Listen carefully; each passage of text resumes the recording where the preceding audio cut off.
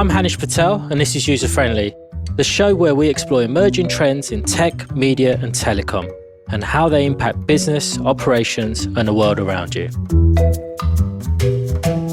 In the first part of our series on digital transformation, we explored how executives can successfully lead their organizations and prepare for the strategy and investments that a transformation requires.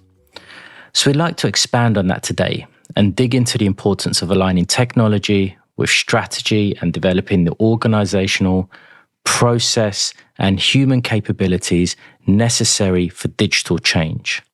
In particular, we'll address which actions drive the most impact and which investments can yield the most enterprise value. And beyond ambition and bold investments, what does it take to get digital transformation right?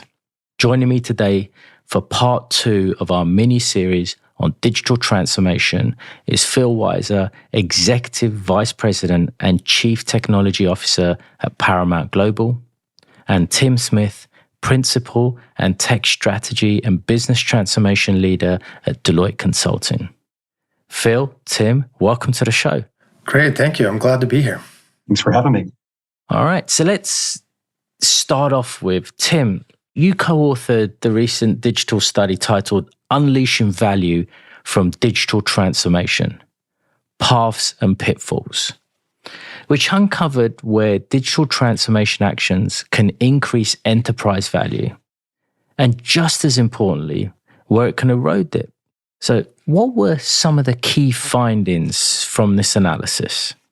Thanks for the handoff, Hanish. A little bit of context as to how we thought about all of this. We spent a fair amount of time doing some global research regarding digital transformation proper. And what do I mean by that? It's stepping back and understanding exactly what digital transformation is, how you define it, what it means to various enterprises, and tips and tricks to just get it done. And in our conversations with executives throughout, there's not really a debate as to whether, digital transformation should be taken on. Everybody's in some, stage of digitizing processes, or some are radically reinventing their business via the promise of digital.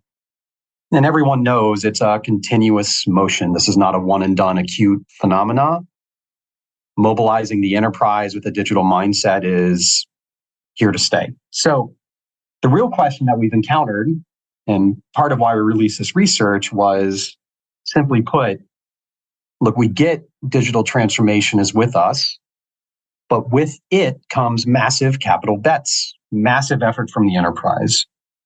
And if I mobilize all of that capital and all those folks the right way, how am I sure I'm going to see the returns? How am I sure these bets are going to pay off? And I would love to then be able to answer a leader and say, hey, we have an equation that if you select this type of technology or bet on this technology domain and you put in this type of effort, then you're going to see these type of returns. Unfortunately, by all the research we've looked at, you really can't nail that equation. And it's because digital transformation is so multiplex. There's so many variables involved in it. So what we did is we took on this research to try to answer it a different way. And we thought, what better way to really understand at scale as to what folks are doing regarding digital transformation and where the value is at? What better way than but looking at public statements from enterprises, by seeing what they are sharing with the market and understanding what digital transformation moves are as part of those statements.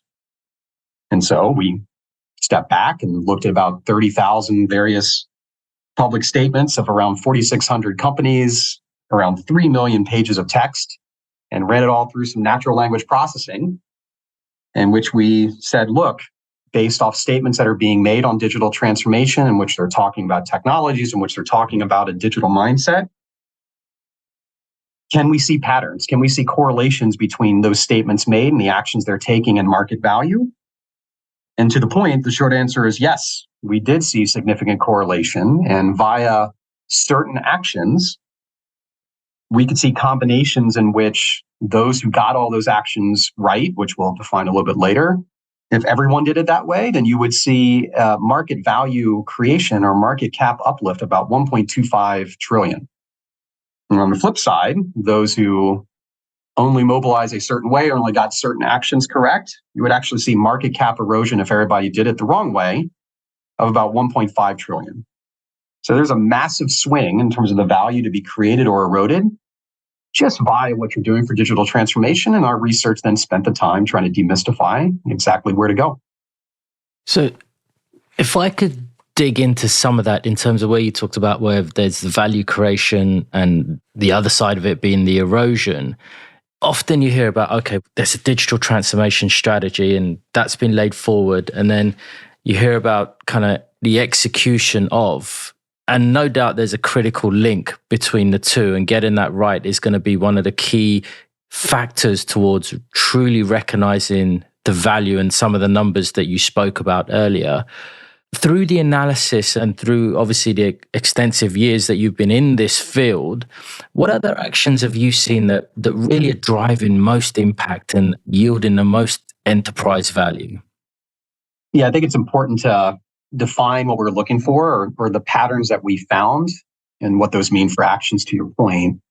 So when we actually ran through all of the data and all the natural language scanning, we ultimately found three clusters or three actions. The first one that we were looking for, and we found them be statistically significant regarding value, is what we call digital strategy. These are mentions in the 10Ks of an enterprise's overall corporate strategy and a linkage to a digital strategy. So for example, an enterprise is saying, look, we are going to open up new channels or address new customers via the digitization of some of our workflows, right? Making very explicit statements that you are using digital to realize some ambition as part of your corporate strategy. The second action was what we called tech aligned strategy. And what we were looking for and what we found was enterprises that were saying, look, we are going to digitize workflows via the promise of this technology domain. So they were being explicit about a specific technology or an area like cloud, an area like AI, an area like ERP or cyber, and talking about how that technology would realize their digital ambitions, not just talking about tech for tech's sake. And then last but not least is what we call digital change. Mentions by the enterprise as to what they're doing to change the enterprise, to change the ways of working, to ultimately realize their digital ambitions. So talking about how they're going to acquire new digital skill sets to ultimately enable the enterprise to launch new products that, are empowered by artificial intelligence, as an example. Those are the three big actions: digital strategy, tech aligned strategy, and digital change that we look for and we found. And having all three of them done in concert, meaning finding enterprises that talked all the way from their corporate strategy to their digital ambitions, to the tech they selected or bet on, to the digital change or the ways of working changes that they're going to do. The enterprises that mentioned that with the most intention hit what we call the trifecta.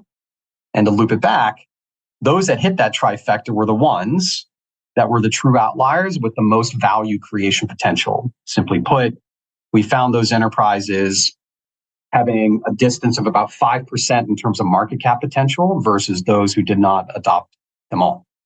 So then with that backdrop, Phil, I'd love to turn to you and get your perspective on which one of those really resonate with you as having the greatest impact, or frankly, based on your experience of transformations conducted at Paramount, if there's anything different or any that you would add to that list. Well, first of all, I would say that the easy and correct answer is all of them, because I do think that the data that came out of this study, it certainly resonates with my experience, both positive and negative, where I've seen these type of efforts succeed or fail. The other dynamic beyond the clarity of goal as well as communication, I think communication is so clear that weaves into the digital change component. Obviously, I believe in tech alignment, but I like the fact that, and here as Tim's describing it, it comes after you're setting those goals in terms of the outcome of that change. But the financial element of this and getting financial alignment is really important because, particularly in a moment where your company's not undergoing an existential threat, the investment thesis can really get in the way of the change. And that can either result in underinvestment, where you're talking about this type of transformation more than you're investing, or the other way around, which I think can be even worse for the company, where the investment model is too ambitious for either what the technology can do or what the enterprise can absorb. And this sort of links again into that digital change component. But I would definitely add the financial alignment as, something that supports those three areas. And I would highlight, of all of those, I think the first, about being very clear, is the most important. And I'm a big fan of simplicity in terms of ultimate goals, the decision making, and then I think importantly, the communications. So I really focus on distilling out key themes that you can communicate to a population of tens of thousands of people that may be impacted, or you need to recruit to be a change agent on behalf of what you're trying to accomplish. So that simplicity is really, to me, the ultimate key to success. So then, Phil, I'd like to stay with you on that. And then if I could kind of dig in a bit more to ask, how do some of these actions apply to, say, the transformations underway at Paramount to change how you produce, how you source, how you actually deliver the content itself? And why did you actually make some of these tech investments that you did and you do to kind of get everyone mobilized at scale? As I described, simplifying the goals so that they're readily communicated and you could repeat them consistently, which I think that consistency is really important, particularly for longer term projects that could be multi-year. You have to have that messaging continually going out to the organization, because that organization may evolve. But I think the most important element, and I believe Tim touched on this, is follow through. Particularly for these longer projects, you need to have measurable outcomes in a shorter cadence that you can show back to the organization. And also you can make decisions around where you may need to adjust the desired outcome. You may have new technologies coming, or the technology that you're using changed. So I use a framework called Objectives and Key Results, or OKRs. It's pretty well known, very basic system for setting high-level objectives that are aspirational, but then grounding them in key results that are measurable and quantifiable, and linking those together in a very consistent way, making sure you've got rigor in terms of assessing where you are on that trajectory and where you are in terms of the quantifiable outcomes has been really key. And the other element links to what Tim had described in terms of digital change, because the tracking of those objectives and the outcomes is not done by my project management organization or even my change organization. It's done by ambassadors within the different functional areas that are bought into the process around OKRs. And by having that out with the organization itself, whether it's functional, whether it's tech aligned or not, really gets a lot of buy-in and honest conversation around where we are in our digital journey. And it's multifaceted, as you would expect in our business. For context, we did a significant merger at the end of 2019 where we brought together Viacom, which is a collection of cable brands like MTV, VH1, Comedy Central, and Nickelodeon. That also had Paramount Pictures, which is theatrical films, as well as then bringing that together with CBS. And we've got broadcasters around the globe that are in the portfolio as well. So in that large of a business, we had 120 or so transformation work streams as part of that merger. But if we weren't able to distill that down and find a common theme, that would be 120 individual bets versus a unified digital transformation. So the overall theme was that we were going to rebuild Paramount as if we were a ground-up internet company, and we were going to use increasingly commoditized internet technologies as the foundation for everything we do.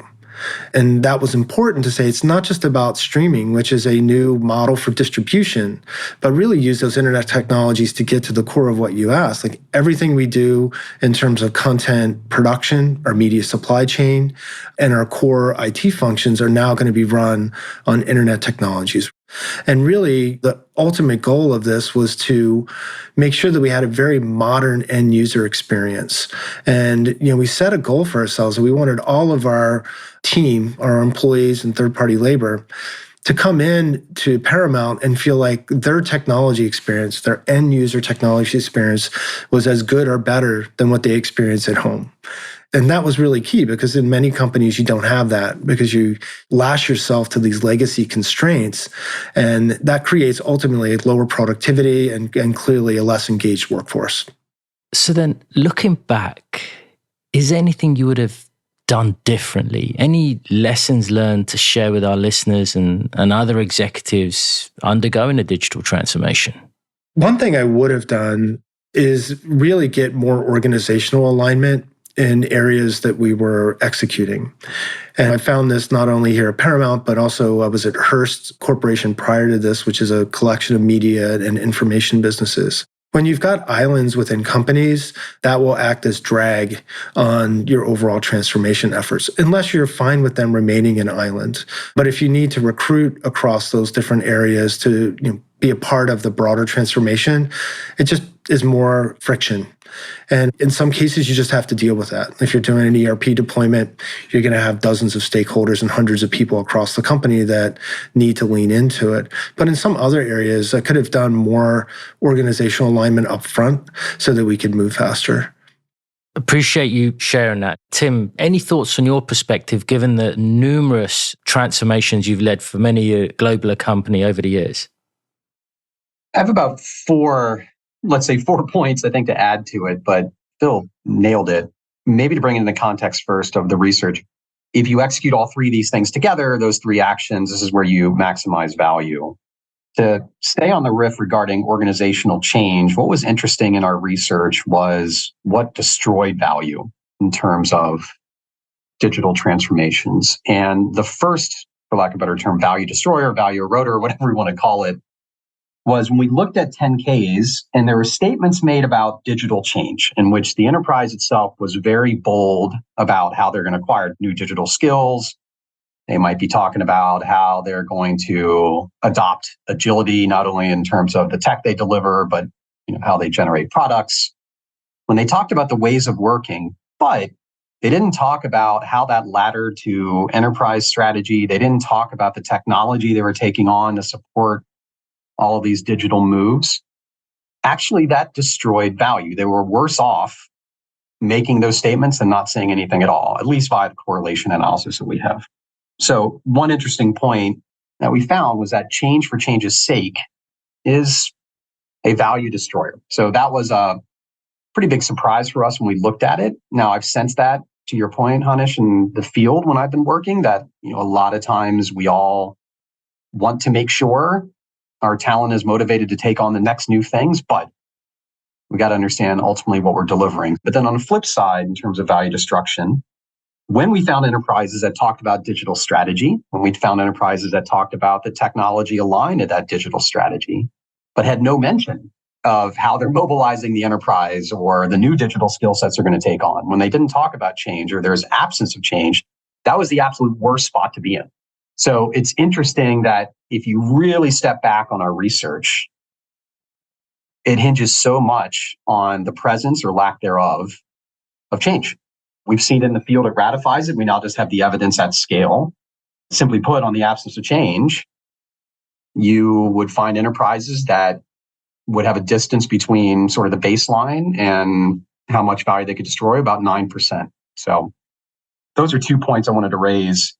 But then adding more, I think, tactically in the field, one thing that we also encounter with digital transformations is that it's the horizon in which you've set this and the buy-in across that horizon. So it might be a great idea to set this business case now. Everybody's aligned as to exactly what the benefits are going to be, but things change. This might be a 3 to 5 year initiative within a digital transformation. If those leaders move on, if the market changes, how are you sure that digital transformation will proceed? And of course, if there's exogenous factors that don't make it worthwhile, then that's a business decision to make.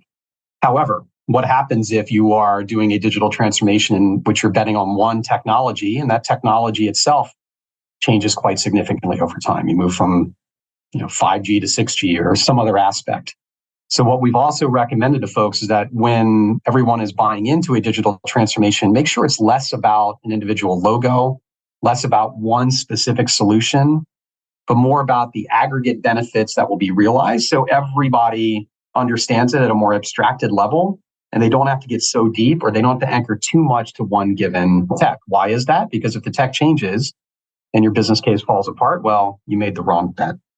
And then last but not least, just the incentives and how you are clear with everybody as to what those incentives are to get things moving. It's one thing to get everybody to sign up for a short-term initiative. It's another thing to expect them to continue dedicating resources and energy for a bold multi-year digital transformation, knowing they have other responsibilities. So be very clear on incentives to get it right. And all of that is supported by the research on everything digital change. So it strikes me, and I'm going to use the term alignment. And you mentioned it earlier around tech alignment to the strategy, but just kind of what you're both talking about earlier is about obviously getting a lot of other things aligned, and particularly about the actions and making sure investors, stakeholders, those who are going to actually even execute upon the strategy are all aligned, and being vocal about that intent, what the strategy is and the actions that you intend to take. So with that perspective, I'd love to get the two of you to talk a bit more about how our C-suite executives can make sure that there is full alignment and make sure that there is true impact on the tech value, and help others bring the organization along on that change, along on that journey, to make sure, again, that it's value creation and not value erosion. And maybe, Phil, I'll start with you on this one. Yeah, of course. Well, it's a team sport, and you definitely need alignment with the stakeholders. And if you just look across the many transformations that we did, every one of them that I was a chair of was done in partnership with another element of the business, whether it was, our HR transformation, obviously the larger ones like our advertising technology transformation was done hand in glove with our head of global sales. And we just build on something that Tim had mentioned around, having that initiative not focus on a specific technology, nor focus on a specific company or product. And we actually go out of our way never to name a project based on either of those, and always have the project name linked to the business outcome. So, for example, just with the advertising tech, our goal was to unify our digital and our linear, which basically means the advertising that shows up on broadcasts like CBS or linear channels that are on cable. We wanted to unify all of that so that our sales organization could go to market with a unified offering. And that's what we led with, was that this was a unified advertising project. The underlying technology, we did select vendors. We did have to build in some data analytics capabilities. We did move some of that processing to a cloud-based solution, but that was all secondary to the goal of delivering a more powerful offering to the market through our sales team. And that was very successful because that head of sales did not delegate the vision. And I think that's a mistake that a lot of C-suite members make when it comes to a technology-driven project. They're like, oh, I'm not technical. I'm going to delegate the partnership on this to someone else. And as soon as that happens, I find that it quickly loses momentum, because then that C-suite executive's not talking to the CFO or the CEO about why this is important to their business line or to their function. And that can ultimately, if there is financial pressure or you just need alignment to follow through on a decision, it weakens things. So I think that is really key, to have the C-suite engaged as full partners. And as a technology and operational leader, I always seek out a partner before we go after something. Mm-hmm. Tim, I'd love to get your thoughts on that as well. When these digital transformations are taken on, whether you are a CEO, a CIO, whatever CXO role you have, or even a board member, ultimately, the question that we've got to answer is not whether digital transformation is right for you as an enterprise. I mean, it's table stakes at this stage. And I know we've hit that it's got to be linked to the strategy. But to me, the broader question that can give everybody more comfort is the lineage. And what I mean by that is, yes, it's one thing to understand from a champion of the digital transformation that they know the strategy, and they know ultimately why certain technologies are the best one for it. But there is an aspect to prove it. There is an aspect of saying, tell me why you believe we're going to see this upside and why this technology domain is the right one for us and why you believe our organization is ready to run with it. So, as an example, there's a lot of times that digital transformations bank on a new technology that sounds great on paper, feels good when you are piloting, but then you hit the wall regarding scaling it. And why is it hard to scale? Well, it's hard to scale because it's highly dependent on data that you might have had cleansed and ready in a certain business line or a certain domain, but you can't get that data anywhere else. It can't scale because you don't have the right resources beyond those who are involved in the pilot to take it enterprise-wide. Or it can't scale because it was really predicated on enough customer buy-in for it to keep moving. And so just stepping back and having that real, for lack of a better term, lineage test to say, tell me why you believe not only you can trace this from the strategy all the way down to the technology choices you made, but also tell me why this enterprise can sustain it above and beyond pilot phase. I think that's super important. And I just don't think that conversation's happening enough. And based off who you are in the enterprise, it's not that hard to ask, right? As a board member, when you see these digital transformations come across your desk, it's an easy one to ask why these bets were made and just, dive a little bit deep to have that explained to you as a CFO, focused on, where the upside is at and having them explain how long the investments have to sustain to hit it. Just those questions at that depth in the context of, again, these three factors, I think is quite beneficial to all. And that's part of the reason why we've been so pleased with the research, because we think it gives you the tips and tricks just to increase the odds. So then to close out and in some way to summarize what the both of you have been talking about here, I want to get your perspectives on what can executives do to really drive through a successful digital transformation and capitalize, one, on technologies at hand, but two, on just how organizational shifts are taking place. We talked about getting that alignment, talked about getting the strategy and the lineage all the way through. Love to hear from the two of you to kind of close out as a summary and impart some thoughts and perspective for our executives that are listening. Sure. Well, at a high level, capitalizing on crises and disruption to me is the most powerful way to drive these type of changes. It's really hard to move an organization that's in steady state.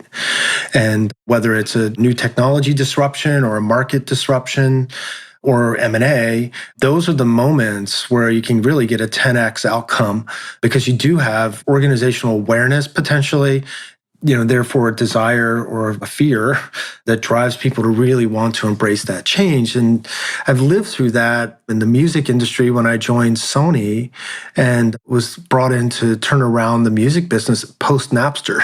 So at that point, the CD business was declining 30% per year. And you can imagine at that point how open the label executives were to some sort of positive change. And we did, at that time, I think in a matter of 18 months, what normally would take 10 years. And it's not as dire in the current television space, but there is clearly a big market shift around streaming. That shift in business model has been a great asset. The other thing I would look at is some of these mega trends in technology that capture the imagination of the organization and really jump on those as opportunities in a rational way. And a key thing that I bring to the table within our company is being a voice of balance in terms of these new technologies and trying to always put a measured view in terms of the impact to the market as well as the company of new technologies. And I'm inspired by some of the big pivots the companies have taken. I think of what Bill Gates did at Microsoft to pivot them toward the internet, where he had every group do something very clearly driven, with an internet model. And those are clear mega trends that, we've looked at. And one thing now, obviously, is AI. We wouldn't get off this podcast without talking about it in this time. And it's very real. And it's one of those transformations in technology that's been coming for a long time. We've been looking at it, but it goes straight to our core business, which is most important. And there are a lot of things that we've seen, like blockchain and others, that could, even if they were big, it doesn't really get to the core of how we operate as a company. So that relevance to our business, and also then the excitement, at the C-suite level, the board level, and also even our shareholder level, is something that I always try to capitalize on, is find some external factor that can supplement what I think we need to do within the company. Yeah, and just to elaborate on that, I think it was a quite powerful close as to what to consider. And if I were just to reflect as to what we've learned on this digital transformation research journey, a couple of things. One is intentionality matters, right? No matter what you are embarking on regarding digital transformation, whether it's, like I talked about earlier, just reinventing your processes on the back of a new technology because you can automate that better, digitization, or whether it's truly launching new offerings and products. At the end of the day, how specific you are as to why you're doing it, how it's going to come together, and what you need the enterprise to do. It sounds rudimentary, but that is fundamentally what proves out in the research. So whatever you can do to make sure you can show that intention and show that your words match your actions, you're in a good spot. The second piece, as Phil alluded to, we have one heck of a mega trend in front of us regarding AI and Gen AI, and that actually straddles not only digitization, but also the ability to launch new products and offerings. It impacts the ways of working across the board. But the fundamentals of that are the same as anything else. Understand exactly what that's going to do for your enterprise, figure out what the upside truly is, and figure out how that enterprise is either going to learn how to operate large language models and the outputs therein to be that much different, or figure out the ecosystem to partner with it. But all those puzzle pieces need to be put together. Else, it's going to feel like an experiment. It's going to feel like a random act of digital. And especially with a mega trend like Gen AI, I think the stakes are too high to allow that to happen. So bringing it back, attacking new technologies like that, just do so with intention, and the research has your back. Yeah, listening to the both of you kind of round that out, there's not much I can add as we close out the episode, but certainly strikes me that transformation is clearly a continuous effort. It extends well beyond a single kind of technology or a platform or even a skill set. And getting it right certainly means crafting a strategy that places purposeful digital bets, allocating your capital to new technology that can power these strategic initiatives, mobilizing your organization, getting them aligned and adopted to that change mindset. And of course, explaining to the stakeholders that your digital transformations are intentional, going back to that intentionality that you spoke about, are really truly aimed at increasing the ability to realize value and build ongoing success for your organization.